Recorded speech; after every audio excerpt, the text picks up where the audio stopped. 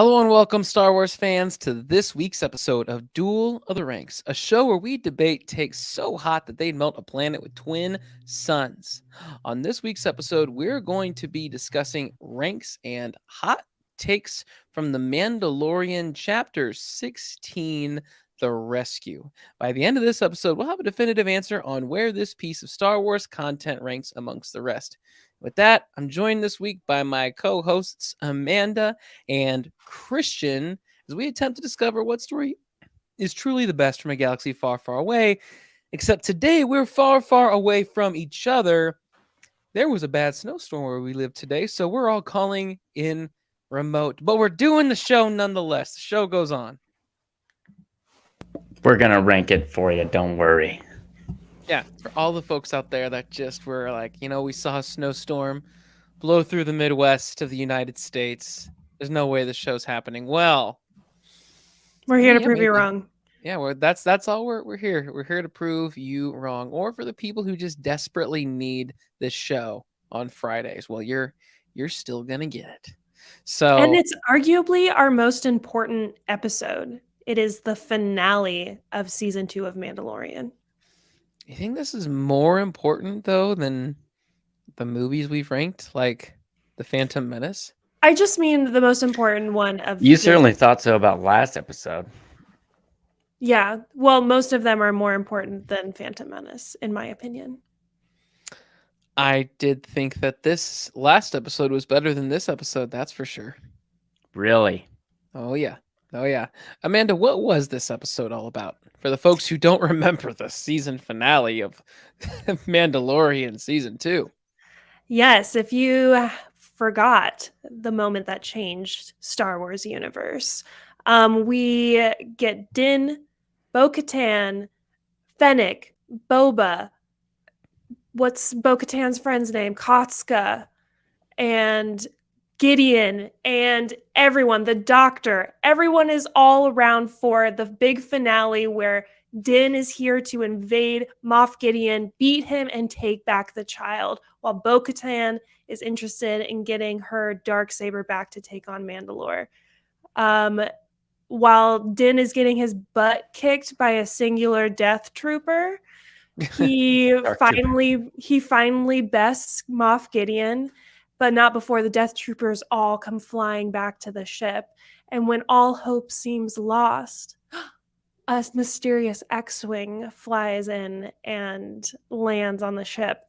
And a cloaked Jedi is revealed to be Luke Skywalker to take Grogu and train him in his Jedi Force use.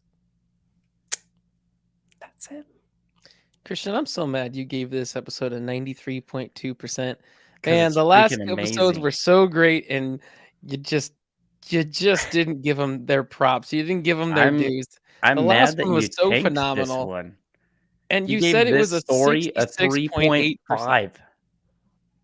Why the heck would you give this story a 3.5 out of 5? First off, what about this story? Was that 4? What did you say? 4.8. What about this story? You said this story was a 4.8. No, to me, this makes sense why Christian would rank it this way, because he's been consistent about the idea of like continuing the storyline and making sure it all kind of ties together. And this is that episode where all of these little threads that had been like started throughout the season, they all mix up. Thank you, Amanda. It all concludes to this. It is iconic Star Wars. It goes right into, it plays everything up, leading up to this moment for the story. We're getting Grogu and Mando are getting separated, but they're okay with it, and they actually have some closure about it. You're bringing in the Jedi for it. You have a story within a story of like the heist for the grand story of the Mandalorian, and it leaves you with a great cliffhanger, not just wrapping it all up. And it gets you excited about season 3, which, if you didn't notice, when you watch, do you ever watch like the previously on Mandalorian, like all the stuff intros? Notice that it didn't take a single clip from last week's episode, because last week's episode was inconsequential to the overall story of this. Okay, now I wouldn't go that far because my they wouldn't know where Moff Gideon was if we didn't have last episode. You just take that one, they just get the coordinates. That was it from last episode. But you were saying that story was ranked, what did you say, a 4.6 compared to this week's story every day of the week, 3.5 is what you're saying, Brody? Yeah, it stood up on its own. It makes absolutely no sense. I think Brody just has an unfair bias man crush on Bill Burr. And Tamora Morrison. And whatever Cobb Vanth's name is again, Timothy Oliphant. He's always going to rank his boy crushes higher than any of the other episodes. Can you imagine if Cobb Vanth was in that episode? Like, I don't. That would have been shining brighter in this episode than last episode, so I am surprised. Yeah, I mean, Tamora Morrison was pretty awesome. Also, Tamora Morrison, while he was cool, I did want to take some notes here. I think I should probably save this for my hot take, but I don't know. I don't think it's that hot of a take, so I'm going to say it now.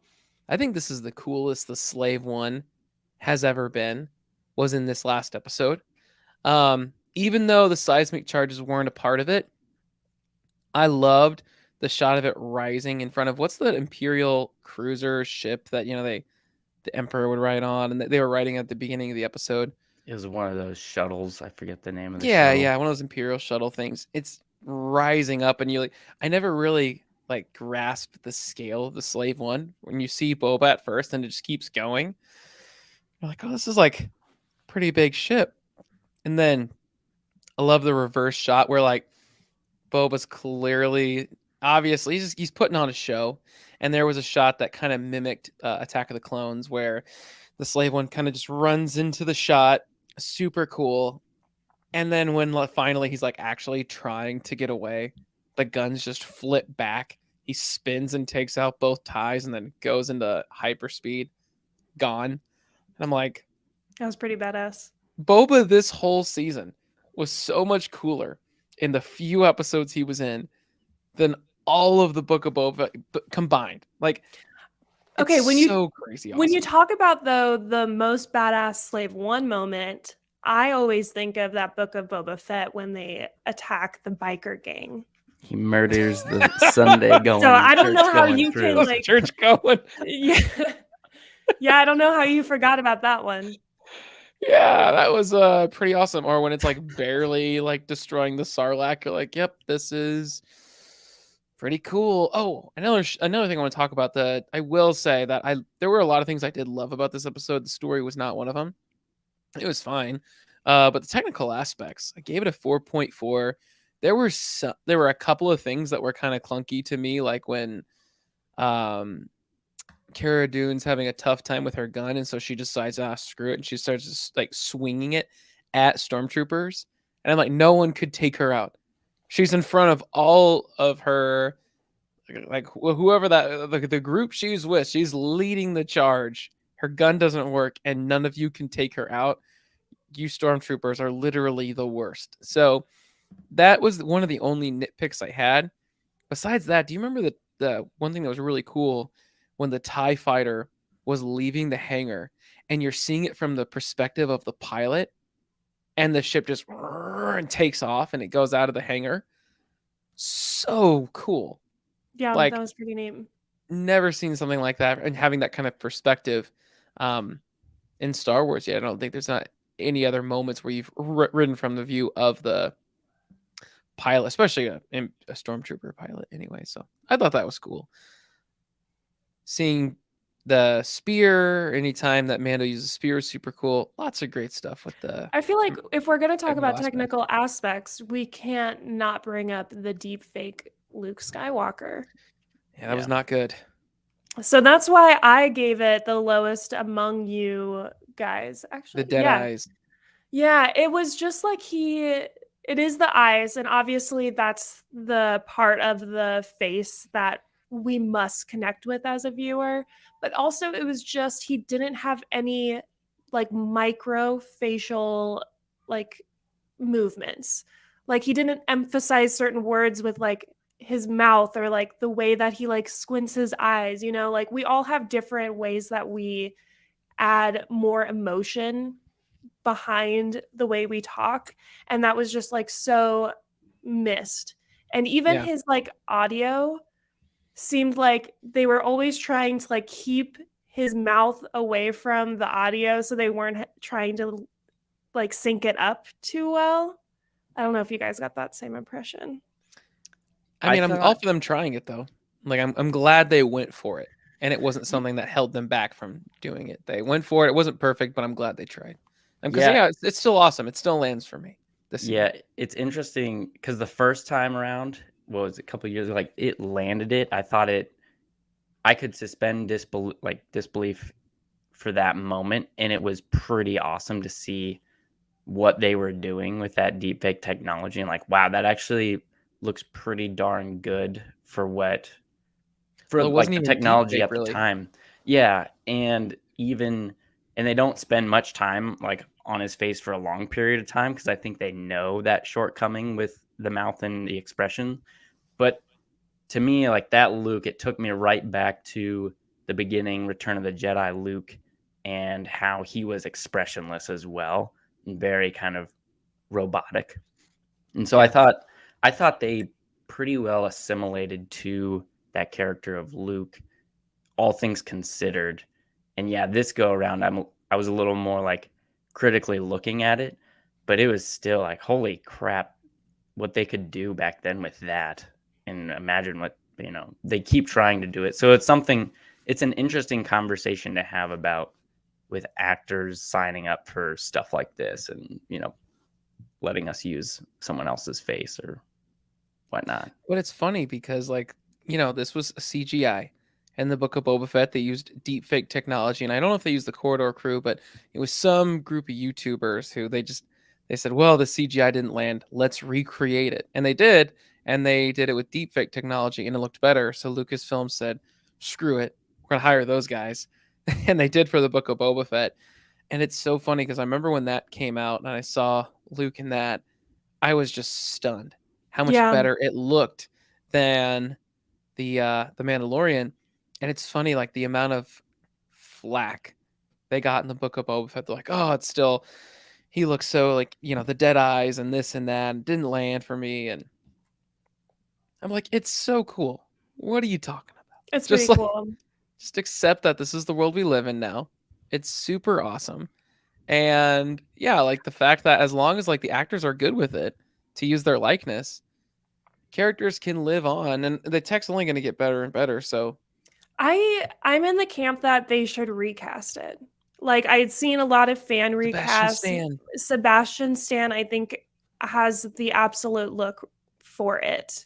And didn't he do some like testing stand-ins for those recordings? Maybe that was just a rumor that I heard. I don't know. Like to build their face model off of him.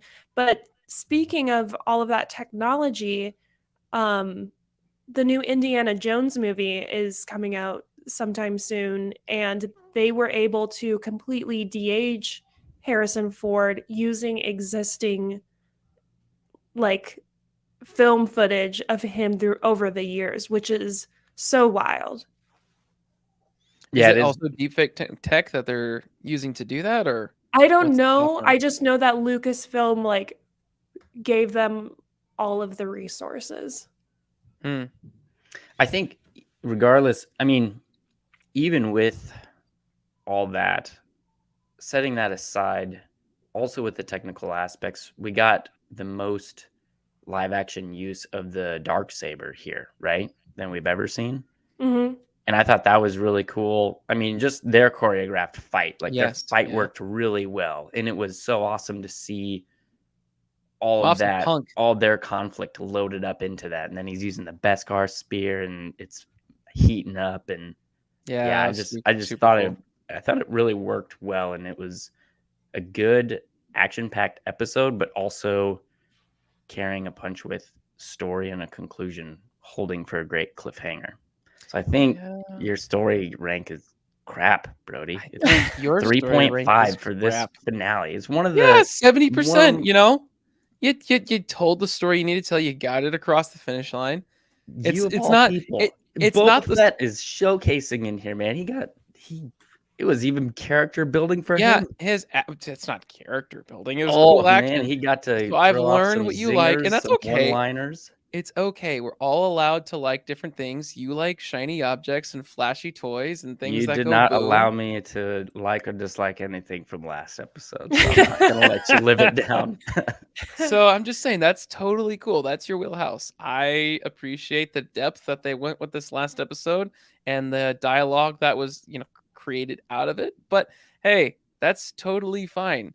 You like Luke Skywalker, and he finally did something cool for once. So that was like really He awesome to see. did. And Yeah. I am a Luke Skywalker hater, but this was kind of my early hot take, but maybe I'll come up with something spicier by the end of the episode.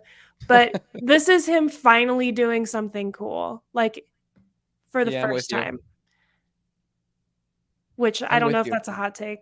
I feel like although he was kind of against that Gamorrean guard in Jabba's palace, that the beginning of the Return of the Jedi, you're like, oh. But then it didn't lead to anything. Yeah. Father, please. No.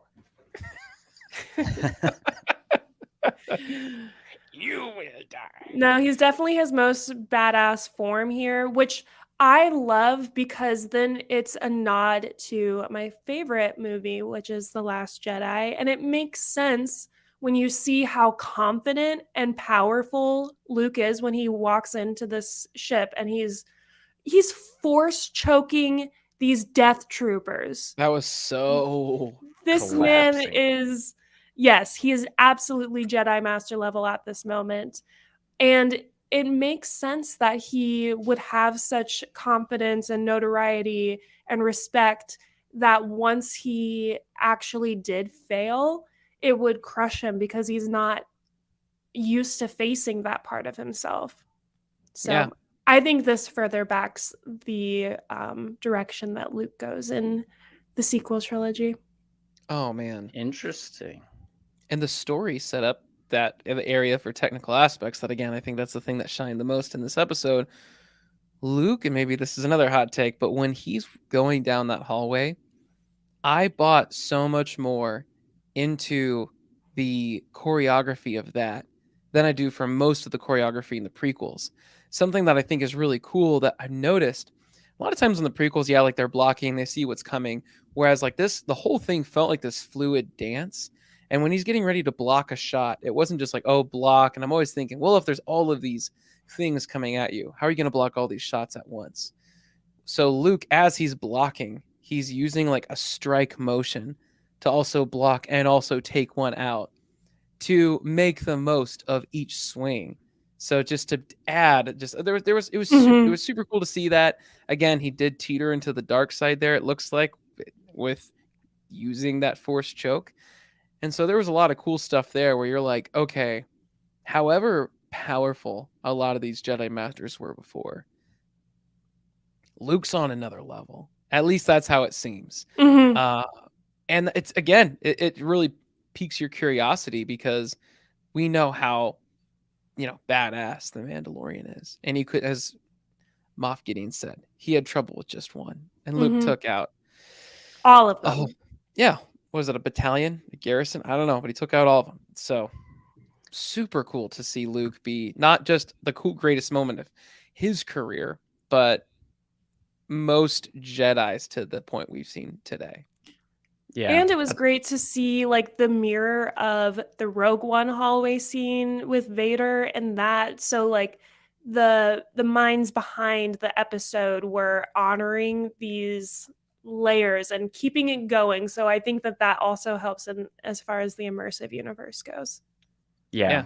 And that was, I mean, that whole scene leading up, I think it just captured that tension, that suspense. And yeah, to your point, I think most of his choreography was it was fluid, but it was more so like purposeful and utilitarian. Like everything had a purpose to what he was doing. Whereas I think the prequels have a lot more fluid and dance and flamboyancy to them, where they're more flashy and like it's really cool to see him, but less utilitarian, like less purposeful in those instances.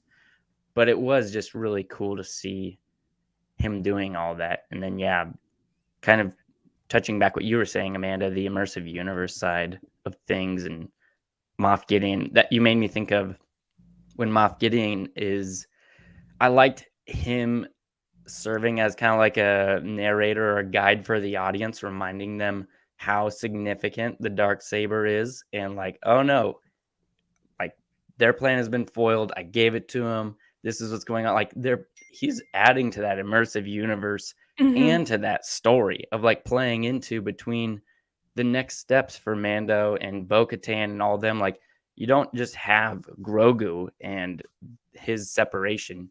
You now have this problem of Mandalore and this conflict that they're addressing. And so I think when you can intertwine all of that into the story for just this one episode, top notch. Yeah. Yeah, and we learned a lot of new rules about the Darksaber. Like, it wasn't in the previous appearances in Clone Wars and Rebels. The rule that it needs to be won was not really talked about, because in Rebels it's just kind of handed off to Sabine, and then it's Sabine hands it off to Bo-Katan, and like it's not really looked at as a dishonor. But I think that kind of plays into like the curse of Bo-Katan. And speaking of Mandalorian lore and culture, because this all has to come back to Boba Fett for me, I loved the beginning of this episode where they're walking into the bar, saloon, whatever, and you see Bo-Katan and her friends sitting there, and Boba's just minding his business.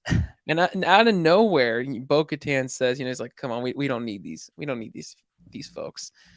And she says something. I don't know what she said to him. Sidekicks could talk. Yeah, something like that. And he's like, careful, Flamed princess. him. Yeah, and she's just like, don't you? And he's like, he's like, something about you didn't earn your armor. And he's like, I got this armor from my father. Jango Fett reference. And then she's like, don't you mean your donor?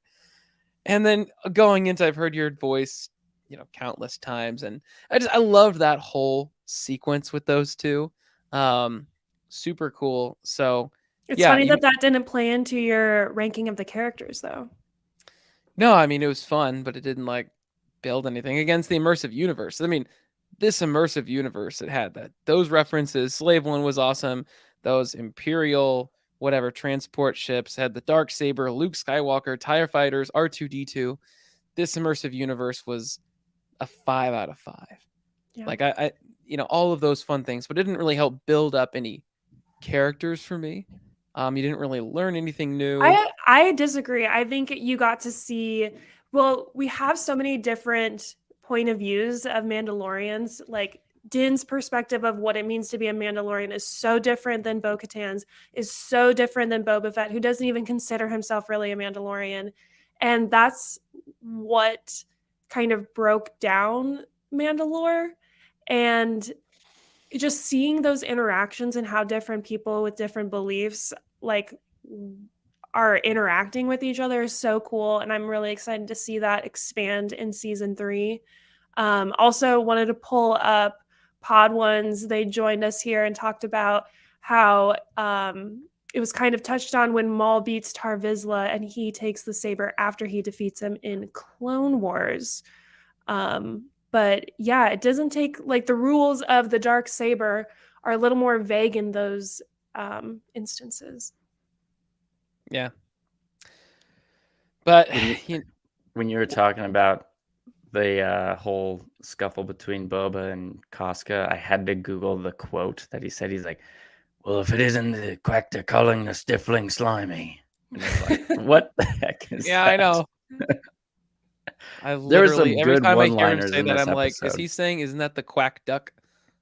Calling the like the meow cat? A wolf dog calling. I'm like, all right. Like literally, Boba, this is why you don't talk. Like, stop talking. Sometimes I like to do that myself too. Like, think of like, can I make a random like phrase? Like, wow, that's the most Bananas thing you could catch from a dog. You know, like the saying goes. Get it trending. Yeah, you do enough weird things like that. Sooner or later, something's going to stick. The question is, like, how insane do your peers think you are by that point? So, we also have at the exact same moment KG and Julian Lopez with the exact same comment in the exact same moment, which is kind of insane. Nice. You both are bots. Mallard being followed by emojis. bots. Either that or you both are just thinking exactly alike. Welcome to the show. I wanted to bring up the music, which I enjoyed all throughout. However, I did not like the Darth Trooper music. The like really. It was a bit jarring. It was really jarring, in my opinion.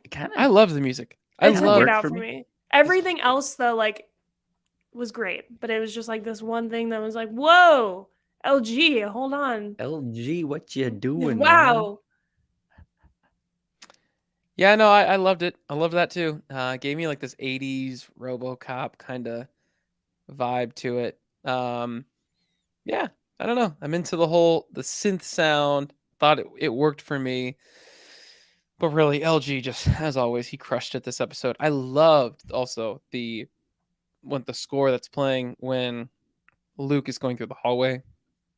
I've seen a lot of edits where they want to use the Force theme, and that's cool. But I really like how the Force theme played after Luke takes off his hood. It just, masterfully done episode. It was cool how it blended very well with the classic towards the end there. And oh yeah, it felt like into one of the movies. Like the way that Mm-hmm. kind of builds up with this epic fall off. This was the first time I was expecting like I was like, the most Star Warsy piece of Star Wars TV content we've gotten to date. Yep. Oh, so I have to add. Oh, go ahead, Christian. Well, I was just gonna say before I forgot. The first time around, did you like watch it all the way through the credits till the end to see the debut of the Book of Boba Fett thing? I was like, they might. This feels like the kind of thing that would have a post-credit scene, right? And I remember we paused it like at the end of the episode, and then I was like, that looks like too much of an episode left to be just credits. So, followed my instincts. I think when I didn't see like the concept art that they normally do at the end, I think when they didn't do that, then I was like, whoa, something's up. And I just let it go, and bam, we got another amazing, awesome Boba Fett scene. Then you're like jacked up for the Book of Boba Fett. Yeah. Okay. I'm disappointed that as far as I remember about the Book of Boba Fett, and I don't remember a whole lot of it, if I'm being honest, but was the theme song that we hear in Mandalorian used at all in that? Or did they just kind of do the, I'm sure for not in the main theme.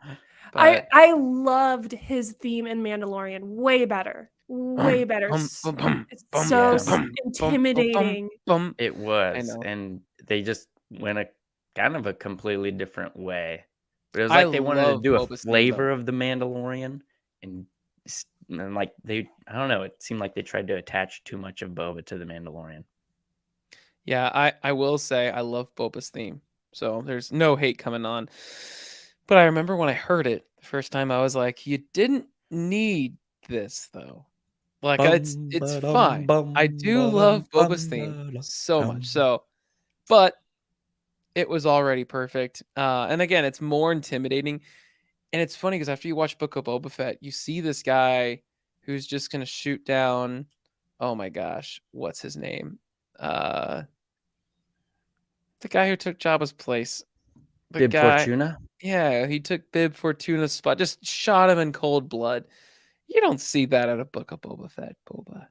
That's cool. I know. KG says it best. Boba was intimidating in Mando. Not so much in Book of Boba Fett. Yeah. I actually was surprised rewatching this season and seeing how much Boba Fett was in it. Same with like Cara Dune. Like they are really throughout the whole season, like really big key players.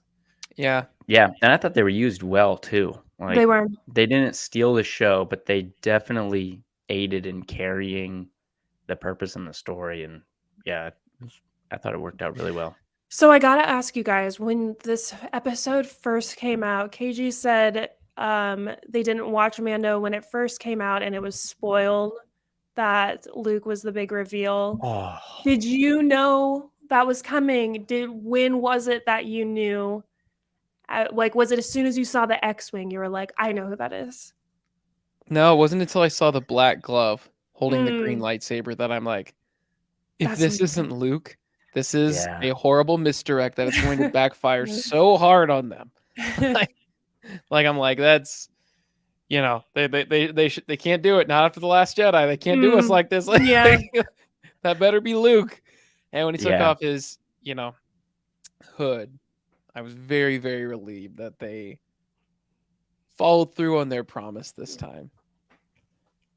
What about you, Christian? Basically the same. Yeah, I wasn't picking it out right from the X-Wing or anything. It was more so I was just caught up in that moment. And then during that fight scene, and I can't remember like the exact moment, but nearing the part where he's entering, you're like, please let this be Luke. This is amazing. What about you? What did you think? Well, that morning I remember I woke up and I checked Twitter. Big L right there. Shouldn't have done that. And I avoided spoilers. Like, I wasn't looking on the timeline, but I did see on the trending topics #Luke. And I was like, I freaking bet, you know, I had like kind of an inkling. So when we got into watching it, I'll never forget, my husband was like sobbing through that interaction with the Dark Troopers. Like, the only time I've seen him cry comparably hard enough is every time we finish Return of the King, obviously. Gets you right there. Yeah. I don't know anyone who can keep a stone face through those moments. I do have a Return of the King story that I hope doesn't get me in any sort of trouble, but all right, this has nothing to do with what we're talking about. quick insight into me. Okay, so I had my buddy over, and we were going to watch all of them, all the extended editions in one day. And so we started early in the morning, and we got through most of the first movie, and then halfway through The Two Towers, another one of our buddies comes over, and he's like, "Hey, I'm so sorry I'm late. But I brought some drinks," and I'm like, "Okay, cool." So he brought some food, some drinks, and then he comes over and sits down, and he's like, "Hey, I had this big old like glass beer bottle thing, and I remember I was getting ready to put some in. I'm like, hey, well, what is this drink?" And he's like, "Well, it's gin." And I'm like, "Oh, okay. Like, how strong is that?" And he's like, "Think of like a White Claw." So I'm like, "Oh, okay, cool." So like a beer and like 2 or 3 beers. That's good. So I got this big thing of it. And I got through, a few hours. I'm like, I'm not going anywhere. So after like a couple hours, I had like kind of felt it, but I had another big one right after that. And yeah, I don't know how quick it hit me after that, but I did not make it through Return of the King. But apparently all that happened was I was sleeping on my buddy's Tim's shoulder at some point and just watching. Oh, you guys have met Tim. Yeah, cool. He's the guy that got me good and liquored up for Return of the King. And I fall asleep, and all of a sudden, I don't remember this. All that happens is I wake up, and all I hear is, "No, you bow to no one." And uncontrollable sobbing. That's so beautiful. Right back to sleep. So, yeah, that's my story. I have no transition out of that. Well, speaking of gin, his name is Din Djarin. They could have named him Jin. Jin Djarin. Jin Djarin. Jin Djarin. Oh, we've got Jin Erso. Oh, yeah, exactly. Someone's probably already memed that with gin and tonic. I don't know. I'm sure.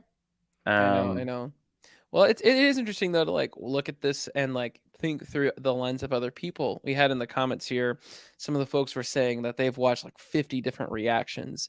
Do you both watch YouTube reactions? I've seen a few. I'm also not.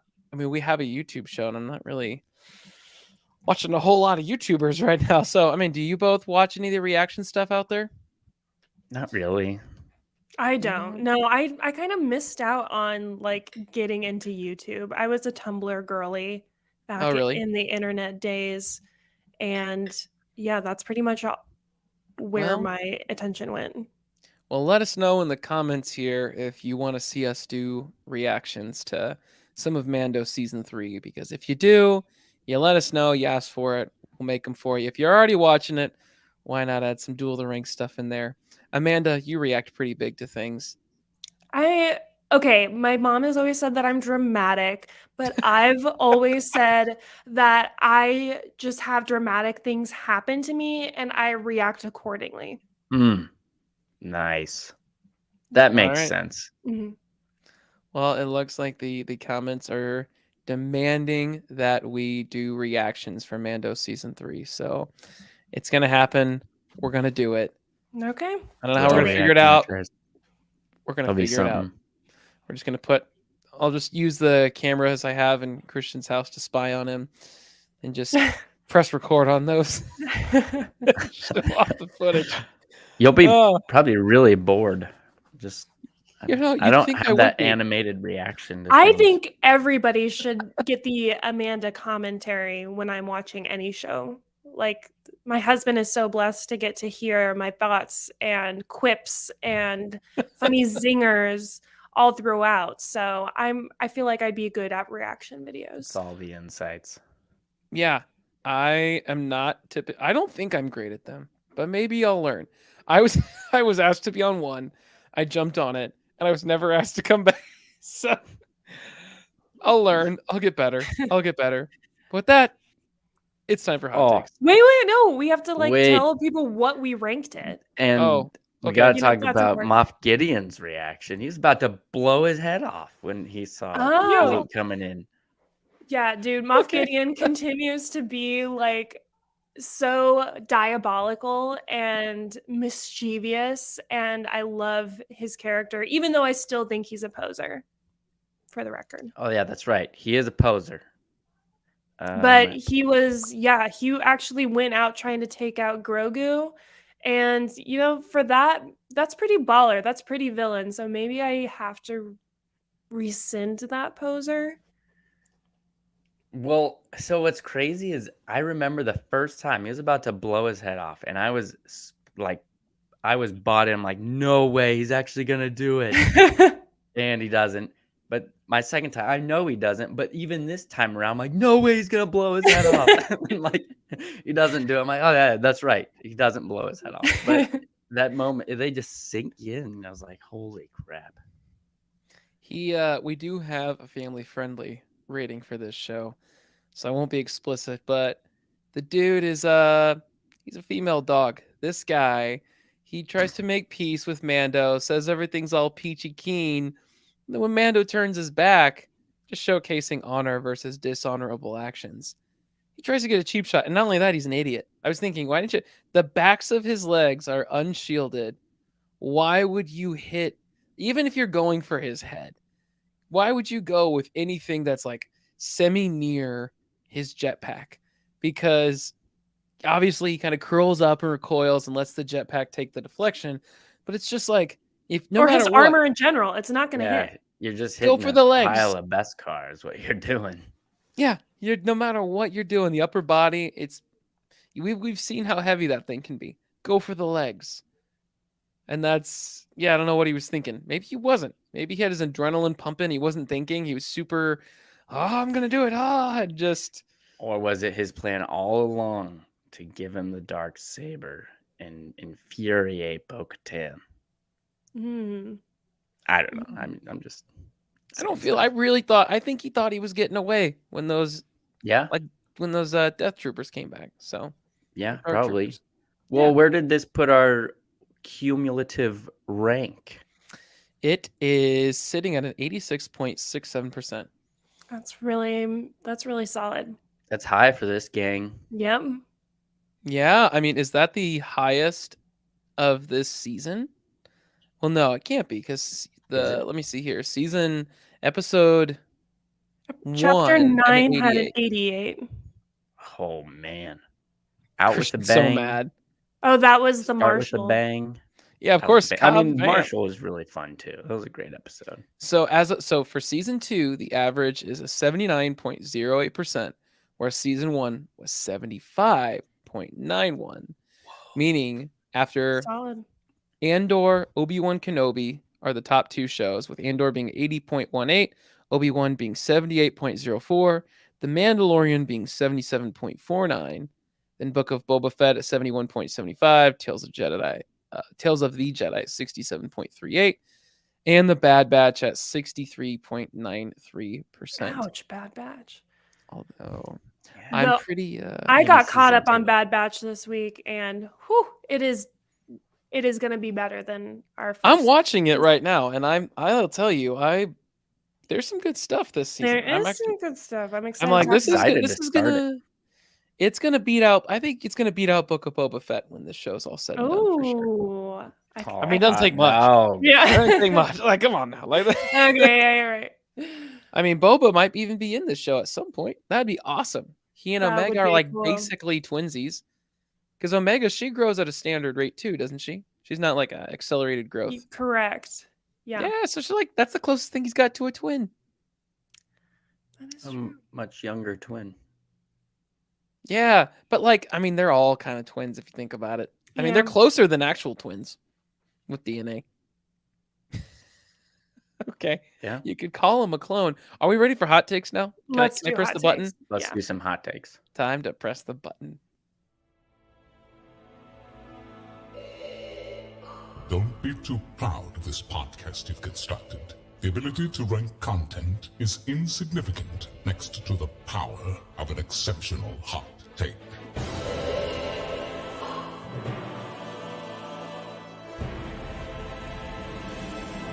It is hot takes time.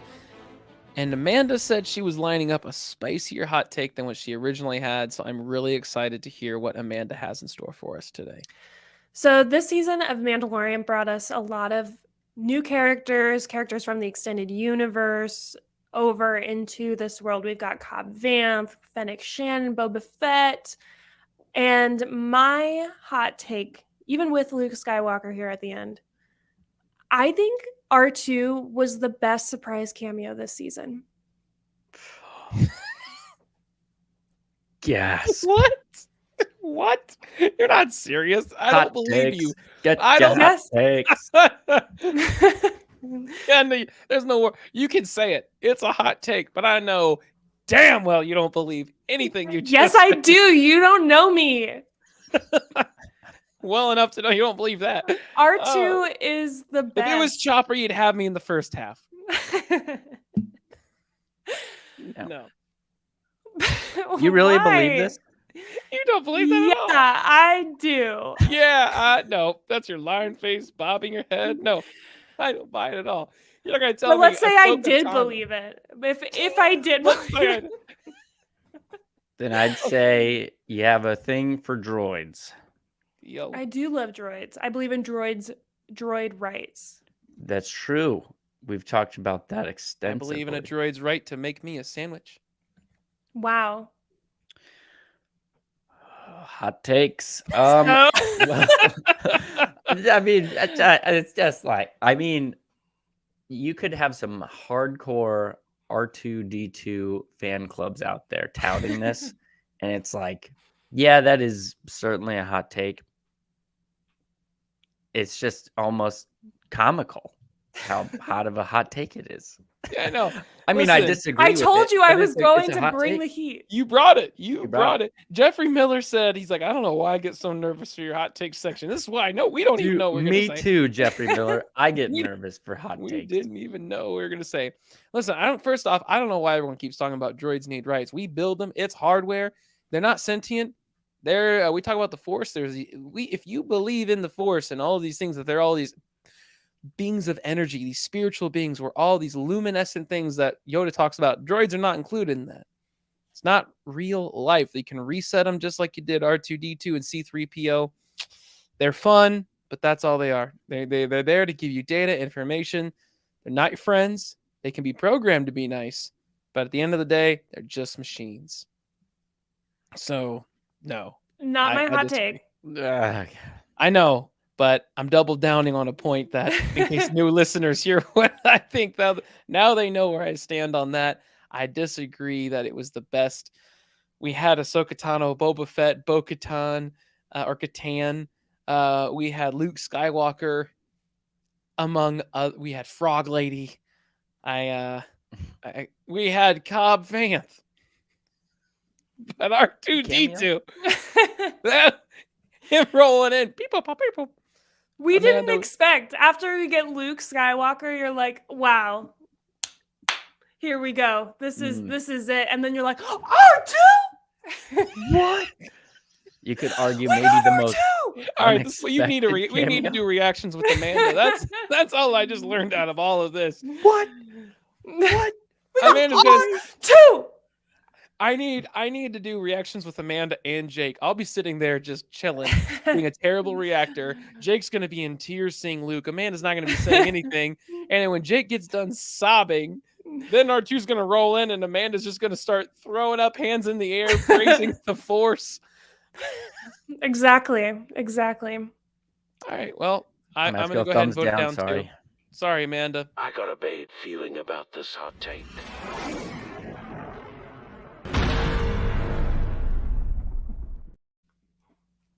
All right. So, Christian, first off, do you have a hot take? And secondly, I guess the next question, do you actually believe in it? I don't know. Maybe it's more so. I don't even know if this is a hot take, but when I feel like it's not after my hot take. Yeah. Yeah. But there was a lot of great slang in this episode. We mentioned Boba's quote earlier, but something about when Cara Dune, she said, "This is going to be a real skank in the scud pie." And it was like, oh, we're saying stuff like that in Star Wars. And it's like, yeah, you can get away with saying that now and just say, yeah, it was in Star Wars. You know? People say that. Dank ferret. Yeah, what dank is a ferret. Skank in the scud pie? You gotta and why travel is the to that galaxy a long time ago to find out. I'd love to know. I would love to know. All right. So, well, wait, what's the hot take? I don't know. Just that phrase, a real skank in the scud pie. Yep. That's a pretty hot take. Yep. I'm gonna say. You know, R2's cameo was a real skank in the scud pie. I could have done without that. Wow. First off, I disagree. I loved seeing it too. Wasn't the best thing, but the second best thing. No. All right. What is a skank in the scud pie? Look at that. It's the number 2 thing in the Google search results. It's a type of pie. So why is a skank in the pie is the question. It's not supposed to be there. That's the point. Why couldn't be anything like dirt in the scud pie? Why does it have to be a skank in the scud pie? English translation, a real stick in the mud. Yeah. Yeah. But if the writers would have put, wow, they're being like a real stick in the mud, everyone would have been like, wow, they have the same English idioms that we use. English stuff. They got chisels. They got zippers. Screw these guys. They don't know Star Wars like I do. Yeah. Well, you know Star Wars probably better than both Amanda and better than Amanda. Definitely. And I. We all know different aspects of Star Wars. It's like a beautiful diamond. But you don't know how to bring a hot take today. Of it, you didn't know how to bring a hot take. That's true. I don't even know how to grade it. Like it's milk toast. I guess or cold. No, just say it's cold. It's a bad take. Milk toast is worse than cold, though, right? This is a lack of good takes because this isn't even a take. So you get this custom soundbite for you today. I find your lack of good takes disturbing. Now that's a perfect use for that soundbite. It wasn't even a take. Now we know. We got that. All right. Cool. What about you, Brody? My take, I said it earlier, but I'm going to go back to it again. Kenji. This is the coolest we've ever seen. The Slave One was in this episode, and it didn't have a seismic charge. Disagree. But just the shot of it panning up, the shot of, the only other answer I'll accept is Geonosis. when he's going after Luke Skywalker, over Obi-Wan Kenobi. But besides that scene, I would take this one. I would take the shots from this episode. I thought him fighting the TIE fighters was super cool. Loved the beginning sequence. Loved when he calls in, prepare to be boarded. Thought that was so cool. I think this is the coolest Slave One. He's like, I'll make it look pretty, princess, or something like that. Oh my gosh, the way he kept saying princess, I was like, wow. Boba Fett, what are you doing? Are you being respectful or disrespectful? I need some more context. We don't even know. I don't know how to properly react to that.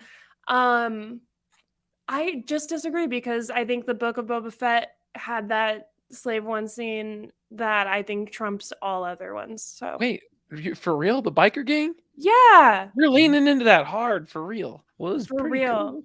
You guys are kidding. I thought that was like a joke. That was literally terrifying. It was like menace to society. Like he comes flying out of the sky. And you're like, yeah, man. Are you kidding? He just turreted all of them. He just turret all of it. And it turned out they were even innocent. Yeah. They were just coming back from church. Yeah. But you did see him beating up that one farmer guy, and they weren't good people. So I guess they deserve. So they all deserve to die. Sure. Death, the death penalty. That was appropriate. I would say Slave One was awesome in this episode, and it did shine very well. I'll give that to you, but I disagree because Attack of the Clones and the pursuit of Obi-Wan and the seismic charges. Yeah, I thought it was cooler, but I will say this is milquetoast because I don't know if it ruffles feathers. So it's going to come down to the comments real quick. No, put in your emoji I think if we are both in agreement, then but you said you disagree. I think you can disagree with it and acknowledge there's I disagree, because it doesn't matter. It's not a hot take. Yeah. Or I freaking disagree, man, because you're so wrong. We don't have enough Slave One passionate voters in this group, if that's the case. Slave One's awesome. Amanda, is it milquetoast or you disagree? It's milquetoast. Gosh, darn it. All right, here we go. I was really hoping to play a soundbite with the Slave One, but here we go, Grievous. You fool! Your take is milquetoast. At least it wasn't cold. It wasn't cold. So, but what I want to talk about when they do board that shuttle, Imperial shuttle, that guy who's holding up the gun against Dr. Pershing's head, boy, he sure did remind me a lot of the Joker from The Dark Knight. So he was talking. Yeah. Interesting. Is it the same actor? Well, no, he died. No, not Heath Ledger. I guess I was thinking of in like a different. I know he's gone. Joker. No, I guess I thought that there was another one of the Joker's pawns that he looked like. One of his henchmen holding at gunpoint. Yeah. I don't know. It was like, dang, this guy's for real. He just shot his other guy. He shot his other guy, no problem. And he's over here. He's outnumbered. And he's just he's like, haha, I watched your planet blow up. Yeah. Millions. And then she blows up his face. It's like small price to pay for whatever to annihilate terrorists or, end terrorism, something like that. Crazy. I was like, man, you are not doing a good job selling yourself into not dying. Yeah. But definitely, I was like, all right, this man is like making sure he gets another role because he didn't have a lot of screen time, but I'm buying it. Mm-hmm. Oh, and he did. Was this the first time he like confirmed Dr. Pershing was specifically a cloning engineer? I don't know if we knew that was who that was, prior to this episode. Yeah. Not fully. Yeah. So that was good information. And he still lives. So yeah, I'm really excited. Okay. Now that we're kind of done talking about season 2. I know that we'll talk about probably best moments next week and what we're looking forward to and stuff, but I am not looking forward to being on Tatooine again. Ugh. Are we going to be back on Tatooine again? That's what it looks like from the trailer. Oh, okay. I don't mind. I We gotta missed get Boba. that. We gotta get Boba in somehow. Gotta get them twin sons, baby. It's not Star Wars without him. Yeah, I'm Well. fine with it. I'm more curious about the fact that it looks like Ahsoka has went from being it was listed as a miniseries to now it's just being announced as it's season 1 of Ahsoka, and they are changing up the verbiage to be to appear as though it'll be a multi-seasoned story. So super interested in that. Makes me question how involved she will be in this upcoming season of Mandalorian. Some part of me would say, I'm for sure a little bit, you would think, considering they want to help hype up their show that's coming out in September. So, and get folks excited about that. So I assume she'll play some sort of role. And Rosario Dawson said she wants to play Ahsoka for life. So lots of cool things there. But yeah, we got a lot of stuff to look forward to with upcoming Star Wars. Mando season 3 in 2 weeks looks phenomenal. I am so stoked. Next week, we're going to be talking about the Mandalorian top 10 moments we hope to see in season 3. We didn't do this for Andor, but we should so totally go back to bingo cards. Yeah. Because I was Well, robbed. it didn't work for Andor because it was not really anything we could bank on, kind of like Obi-Wan, where we're like, all right, I bet he's going to say hello there. Or like, I bet he's going to fight Vader. Here, I do feel like we can make some predictions enough to make a bingo card worthwhile. Yeah, we should do it. Yeah. Are you here next week, Amanda? Or are you... I will not be here. I will be traveling. Ooh, so no. I get to explain your why behind your bingo card. I will, maybe I'll record like a voice memo or something. And just play it for the Yeah. moments. Yeah, I don't know. We'll see. All right. Well, that is this week's episode of Duel the Ranks. For all you folks who joined us live, thanks so much. Guys, do we want to tell one of our very lucky, if we want to call the word lucky or unlucky listeners, what they won this week and who won it? Absolutely. All right. Well, if your name is KG, feel free to write us. You can go to our website. You can go check us out on YouTube, and you can DM us. We do have an email address and everything. Or Twitter, yeah. Or on Twitter. Just feel free to DM us your shirt size. We posted some really awesome stuff supporting the show this week, and we like to give out some swag from time to time. So write us your shirt size. We're going to be sending you some DOTR swag. So thanks so much for all you do to support the show, and all you other listeners. Keep listening. We've got other swag we're going to be giving out. We've got fanny packs. We've got mugs. So support the show. Share it with your friends, family. Comment on the YouTube stuff. We're still trying to grow that presence. We're mostly on the podcast, but we're going to be putting in more time as YouTube goes on, and eventually we'll start growing our own Discord. It's not like this is, it's all we do. I'm surprised we haven't grown it more. We don't have jobs. We don't have why is it bigger? But we see you out there, and we appreciate it. We love we hanging out do with you guys, and it's great to just interact with you all on the chat and all other various forms of social media. Absolutely. So KG, go on our website, go to duelranks.com, pick out the color, pick out your size, let us know what you want. We're going to send it your way. Thanks so much for listening to this week's episode of Duel of the Ranks, and we look forward to seeing you next week as we talk about the Mandalorian chapter, whatever, all those chapters for season 3, and the top 10 moments that we are most looking forward to. See you then.